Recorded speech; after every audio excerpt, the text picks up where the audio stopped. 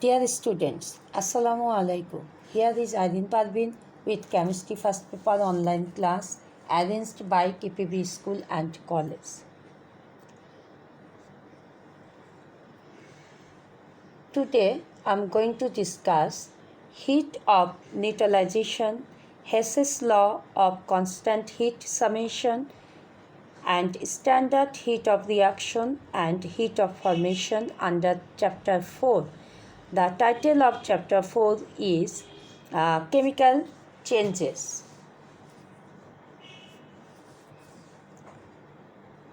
At first, I would like to discuss heat of neutralization. The amount of heat produced in neutralization reaction between acid and base to form 1 mole of water at room temperature, that is 25 degrees centigrade or 298 Kelvin, is called heat of neutralization. For example,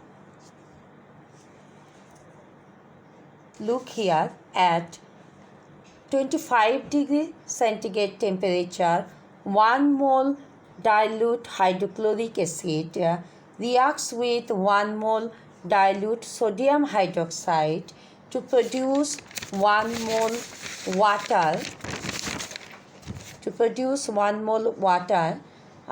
with elimination of 57.34 kilojoule heat energy. And similarly, the dilute 1 mole dilute nitric acid react with 1 mole dilute potassium hydroxide to produce 1 mole water with elimination of 57.34 kilojoule heat energy.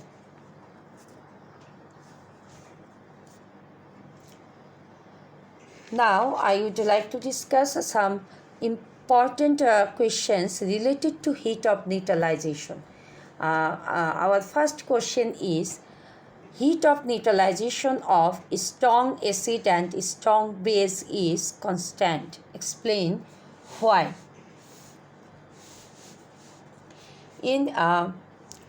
Look here, in aqueous solution, strong acid like hydrochloric acid and strong base like sodium hydroxide are completely ionized to produce hydrogen ion and chloride ion, and sodium hydroxide completely ionized to produce sodium ion and hydroxide ion.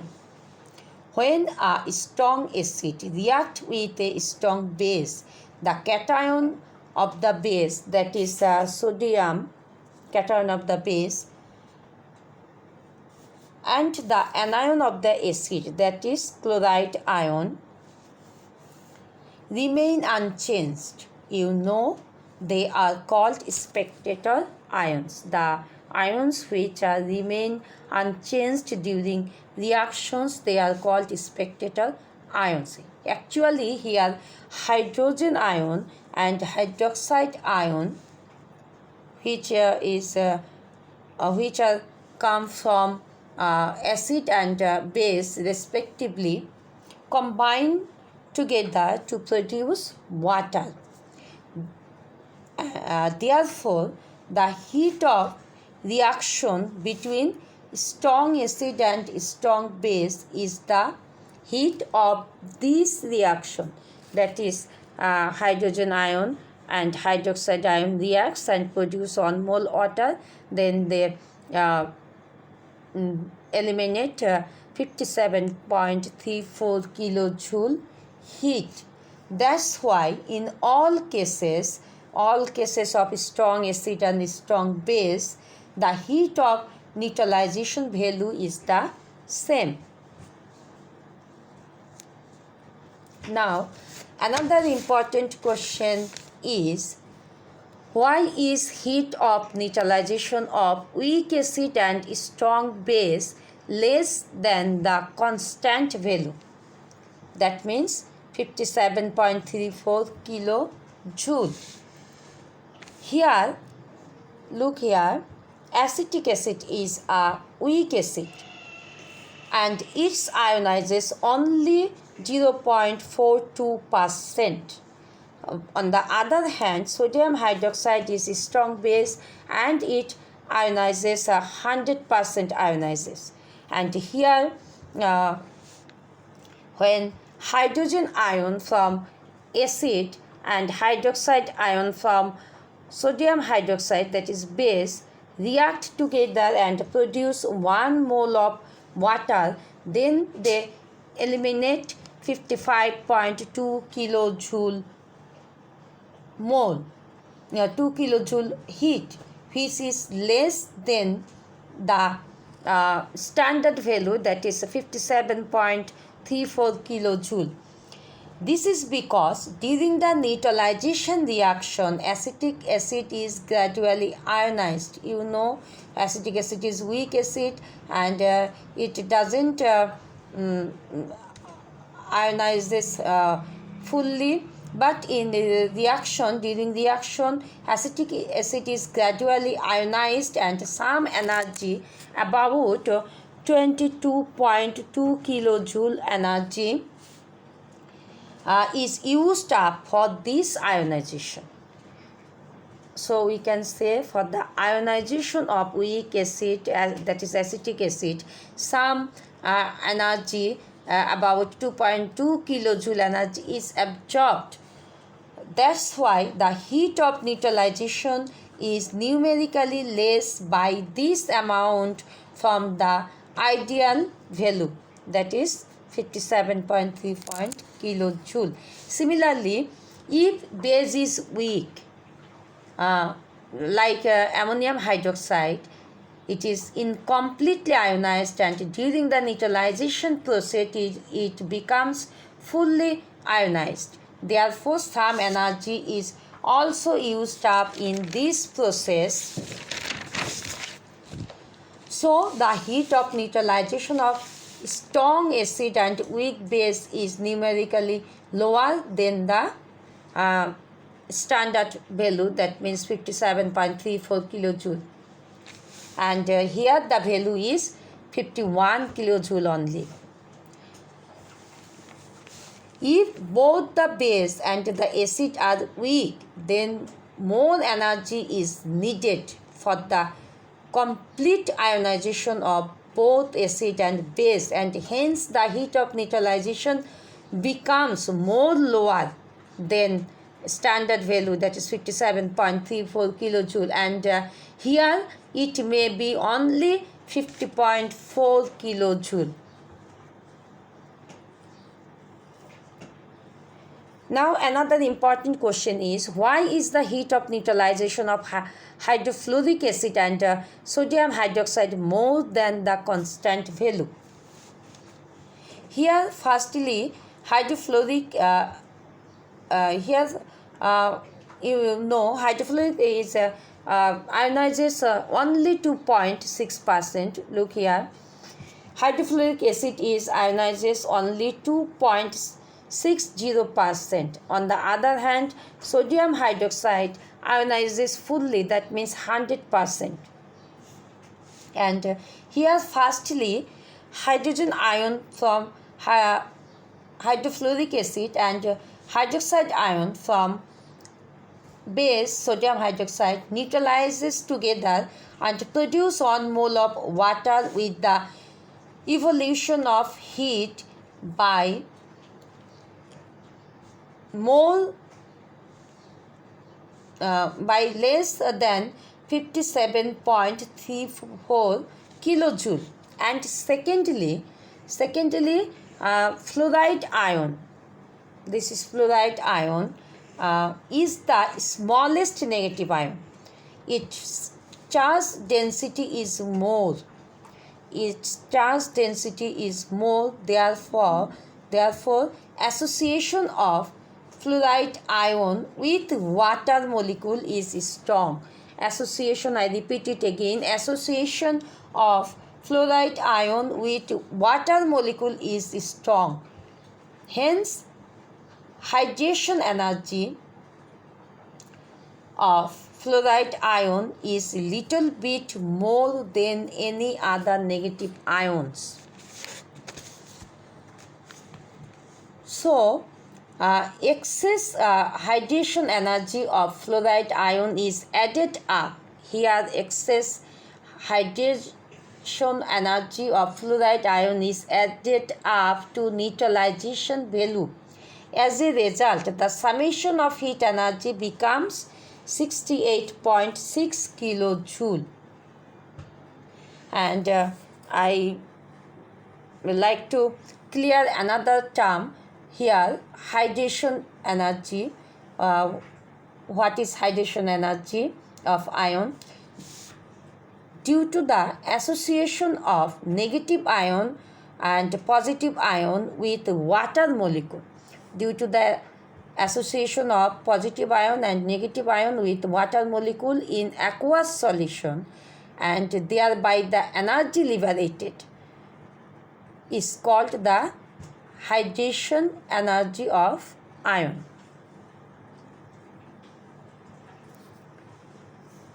Now I would like to discuss Hess's law of constant heat summation.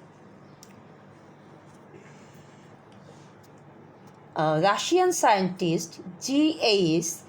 Hess in 1840 put forward an important thermochemical law which is known as Hess's law of constant heat summation. According to his law, if a reaction can take place by single step or several steps, the overall change in enthalpy is the same whichever route is followed with same initial reactants and final products.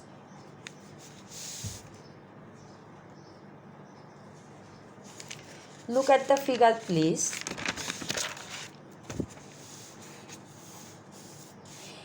Here, reactant A gives product D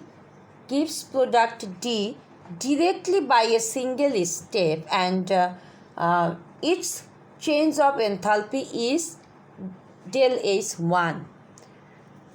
Here, reactant A gives product D directly by a single step A to D, and here its change of enthalpy is del H1.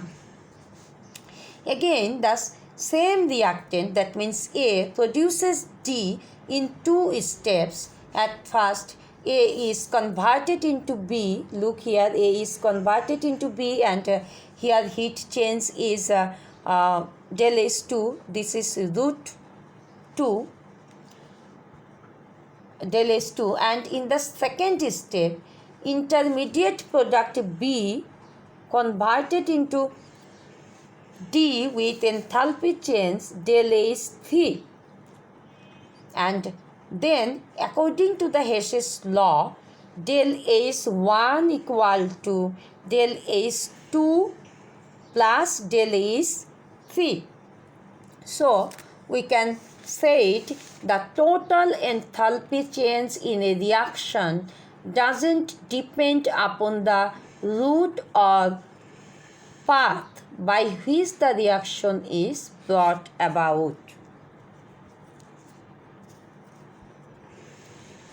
Now, I would like to discuss some applications of Hess's law.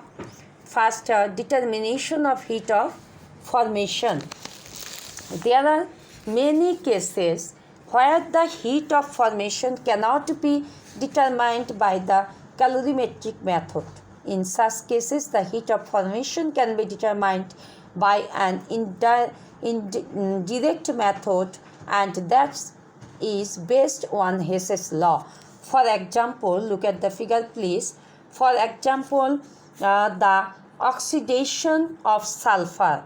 The oxidation of sulfur into sulfur dioxide has the heat of formation, that is del H equal to, here heat of formation del H1 equal to minus 297.4 kilojoule. the enthalpy of combustion of sulfur dioxide to sulfur dioxide, look here, del is 2 equal to minus 97.9 kilojoule per mole. Now the total heat of formation of sulfur to sulfur dioxide is find out here. The total heat of formation of sulfur to sulfur dioxide, that is del H of sulfur dioxide equal to del H1, that means where sulfur is converted into sulfur dioxide, plus del H2 where sulfur dioxide is converted into sulfur dioxide, and this value is added together. Now we get the final value minus 395.3 kilojoule per mole.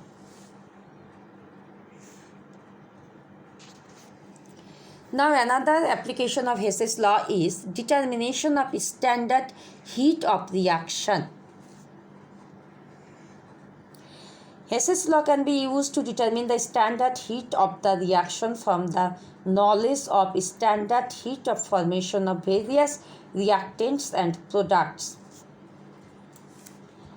Here, look at the figure please. Here, the elements in the standard state is converted into reaction in the standard states, which is further converted into products in the standard state.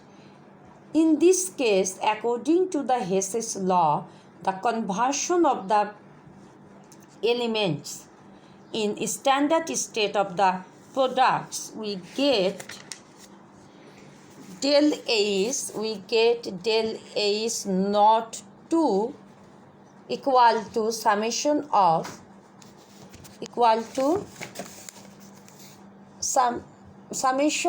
the standard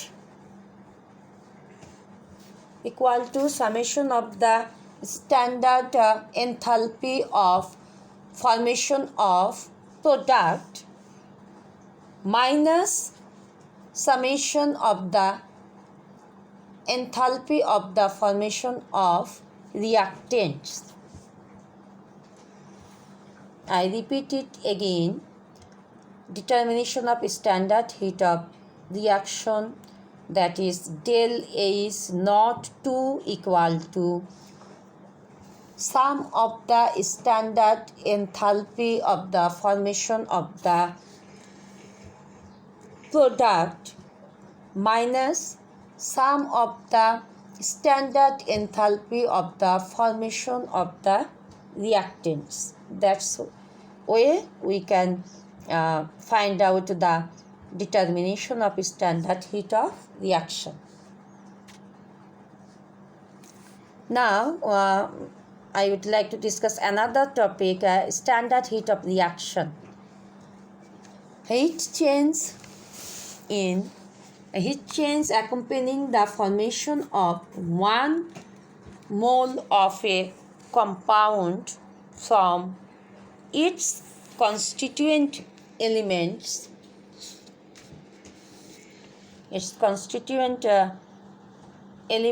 having all the substances in their standard state is called standard heat of reaction.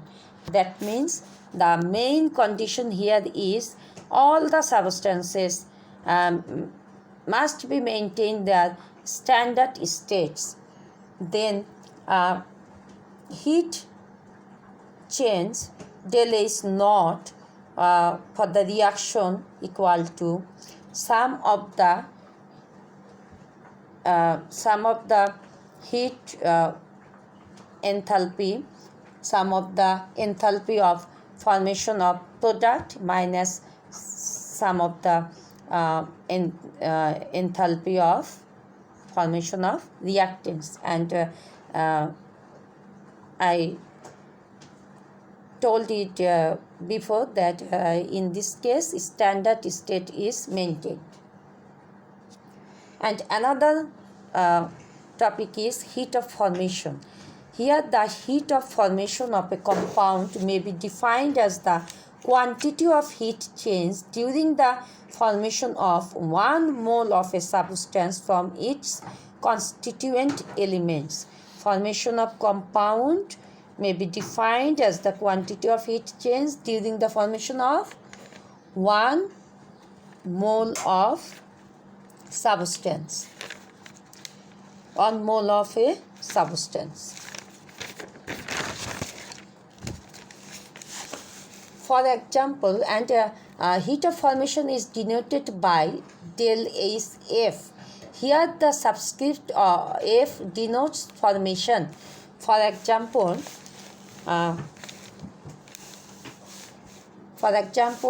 look here. When carbon reacts with oxygen and to form carbon dioxide gas, here 393.5 kilojoule per mole heat is produced. So, in this case, heat of formation equal to heat of formation of carbon dioxide. That means product. When the reaction is carried out at standard temperature and pressure, that is 25 degree centigrade temperature and 1 atmospheric pressure, then the change in enthalpy is known as standard heat of formation and is denoted by del H naught F. The value of standard heat of formation of various substances can be used to calculate the heat of reactions under standard condition. And so these two topics is important for mathematical solution. Hope all of you understood this lecture properly. You have to practice mathematical problem related to discussed topics from your textbook. No more today. Stay safe. Take care. Bye.